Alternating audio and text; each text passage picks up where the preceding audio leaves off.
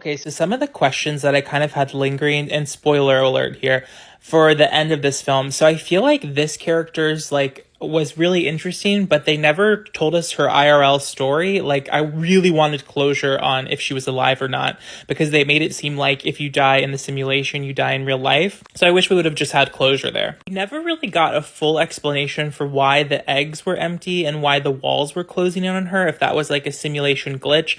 And also the plane flying over, if anyone knows like what the purpose of that was. I get like plot wise we needed her to like veer off the course of her, simulation loop, but it didn't make sense. Like what purpose did the plane serve in the world of the simulation? Something that was also never explained was how she was like eating and drinking. I mean, we saw one moment where the kind of creepy version of Harry Styles in reality was like dripping water over her, but like if she's in the simulation the whole time, how is her real body being like kept alive? Like that's never explained. I feel like they also could have gone a little bit more into why his character in real life was like interested in like this 50s reality. Like I got that he was like dissatisfied and like she was working all the time, but like he was listening to this kind of like, quote unquote like incel men's rights activist-esque podcast that Chris Pine like I guess is hosting in the real world.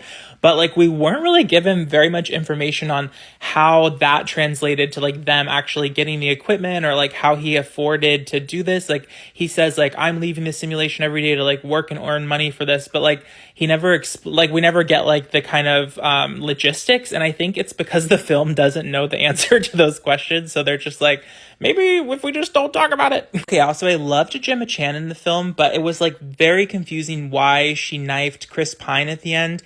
And like she was like, it's my turn now. Like, is that because she knew, like she was aware, like Olivia Wilde's character, that they were in a simulation the whole time, that she was like, was it like setting up a sequel where she was gonna like take over the simulation? Like, why would she choose that moment? It just didn't make sense, because he was being really cryptic on his phone call, so it's very unlikely that she just found out about everything like in that moment. I get that like it added to like a heightened sense of drama, but I didn't understand like plot wise like why that was happening. Okay, if anyone has answers to any of these questions, please let me know, because I'm so curious.